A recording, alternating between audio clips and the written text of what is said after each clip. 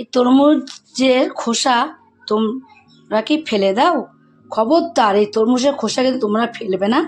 আজকে আমি এই তরমুজের খোসা দিয়ে মোরব্বা বানাবো, সেটাই তোমরা দেখো কিভাবে আজকে আমি এই তরমুজের খোসা দিয়ে মোরব্বাটা তৈরি করব।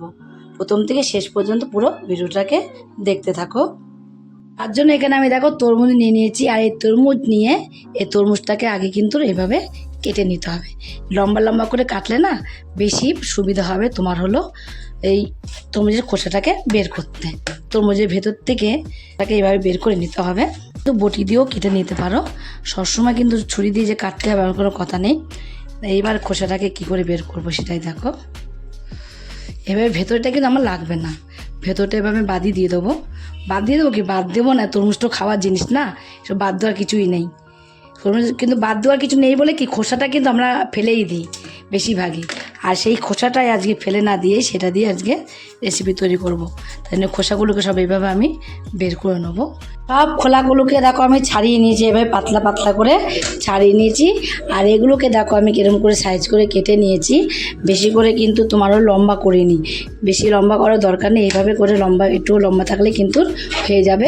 বেশি এইটাই হলো বেশি সুন্দর হয়েছে। আর একটু লাল লাল ভাব থাকলেও তোমার কোনো অসুবিধা নেই, আরও ভালো হবে। এবার এটাকে আমি এইভাবে করে কেটে নেবো। তাহলে এইভাবে করে পাতলা করে করে কিন্তু কেটে নিতে হবে। এইভাবে পাতলা করে কেটে নেবে, যত পাটা পারবে তোমরা এভাবে পাতলা করে কেটে নেবে। পাতলা করে যত কেটে নেবে না ততটা জিনিসটা বেশি তোমার হলো ভালো হবে। বেশি ভেতরে চিনিটার রসটা ঢুকবে আর খুব সুন্দরভাবে দেখবে মোরব্বাটা তৈরি হবে।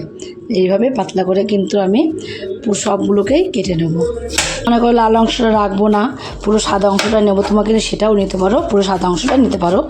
কিন্তু এগুলো যখন তোমরা বের করে খোসাগুলোকে নিচের খোসাটাকে ফেলে দেবে, তার খোসাটা ফেলে দেওয়ার আগে কিন্তু পরিষ্কার করে এগুলোকে ধুয়ে নেবে। ধুয়ে তারপর এভাবে করে পিচ পিচ করে কেটে নেবে। দেখো পুরোটাই আমি কিন্তু কেটে নিয়েছি।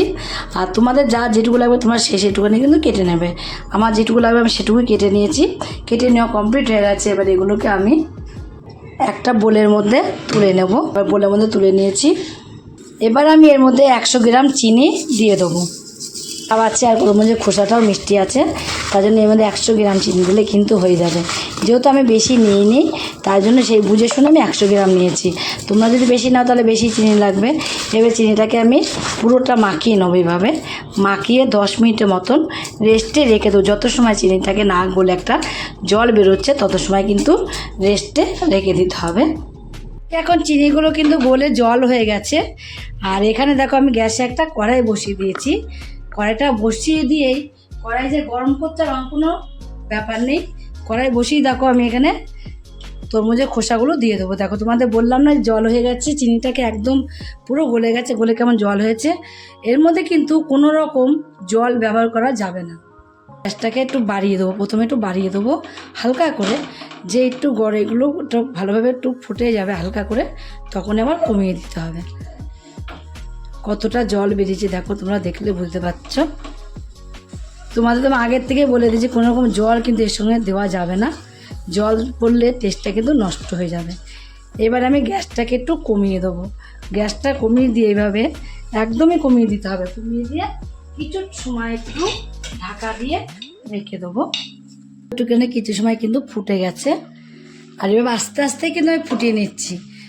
হাই ফাই করে কিন্তু ফুটাচ্ছি, গ্যাসটা জোরে দিয়ে বেশি করে ফুটালে কিন্তু টকবক করে ফুটালে ঝোলটা, এই যে জলটা দেখছো, এই যে তোমার চিনির রসটা, জল বলছি কেন, এই চিনির রসটা বেরিয়েছে যে চিনির থেকে, এই রসটা কিন্তু তাড়াতাড়ি শুকিয়ে যাবে আর এগুলো সিদ্ধ হবে না। আর আস্তে করে দিলে খুব সুন্দরভাবে কিন্তু সিদ্ধ হয়ে যাবে।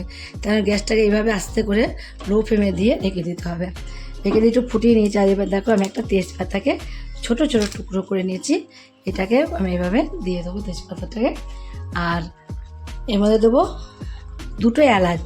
এলাচগুলোকে আমি মুখগুলোকে ছাড়িয়ে নিয়েছি। এইভাবে দেখো মুখগুলোকে ছাড়িয়ে নিয়ে এলাচ 2টো দিয়ে দেবো, তাহলে না খুব দারুণ একটা ফ্লেভার আসবে এই এলাচের দেওয়াতে, এলাচ আর হলো তেজপাতা দেওয়াতে। একটু মিশিয়ে দেবো এভাবে। জলটাকে না শুকিয়ে আসছে তত সময় কিন্তু আমি, আর এটা ভালোভাবে সিদ্ধ না হচ্ছে তত সময় কিন্তু এভাবে আমি ফুটতে দেবো। দিয়েই ফুটিয়ে নেবো। যখন দেখবো যে সিদ্ধ হয়ে গেছে খোসাগুলো, তখন আমি ঢাকনাটা নামিয়ে তখন গ্যাসটাকে বাড়িয়ে দিলেও কোনো অসুবিধা হবে না। এখন দেখো, এখন কিন্তু আমি তোমাদের আরও কিছু সময় পরে দেখাচ্ছি, ঢাকনাটা নামিয়ে তোমাদের দেখাচ্ছি। এখন কিন্তু একদম খুব সুন্দরভাবে খোসাগুলো সিদ্ধ হয়ে গেছে। তেজপাতা আর এখানে এলাচ দেওয়াতে না দারুণ একটা ফ্লেভার বেরোবে, এত সুন্দর ফ্লেভারটা বেরোবে, মনে হবে না যে তোমরা এটা তরমুজের খোসা খাচ্ছ না কি খাচ্ছ। দেখো কত সুন্দরভাবে সিদ্ধ হয়ে গেছে। এবার গ্যাসটাকে আমি বাড়িয়ে দেবো, বাড়িয়ে দিয়ে এই যে জল জল ভাবটা আছে, জল জল ভাবটা যেন একদম পুরো শুকিয়ে যায় সেইভাবে কিন্তু শুকনো শুকনো টাইপের করে নাড়তে থাকবো। আর ঢাকা দেবো না, ঢাকা যেহেতু খোসাগুলো একদমই সিদ্ধ হয়ে গেছে তার জন্য ঢাকা দেবো না। আর যদি খোসাগুলো সিদ্ধ না হতো তাহলে ঢাকা দিতে হতো। নাড়তে নাড়তে দেখো এখন কিন্তু আর কোনো জল জল ভাব একদমই নেই, তোমরা সেটা দেখলে বুঝতে পারছো। যেটা আছে একটু ভিজা ভিজা ভাব, এই ভিজা ভিজা ভাবটা কিন্তু রাখবো, রেখে দিলে এটা যখন ঠান্ডা হয়ে যাবে না তখন দেখবে এইটাও কিন্তু একদম পুরো শুকিয়ে গায়ের সাথে লেগে গেছে। তরমুজের খোসা গায়ের সাথে লেগে গেছে দেখবে একদম।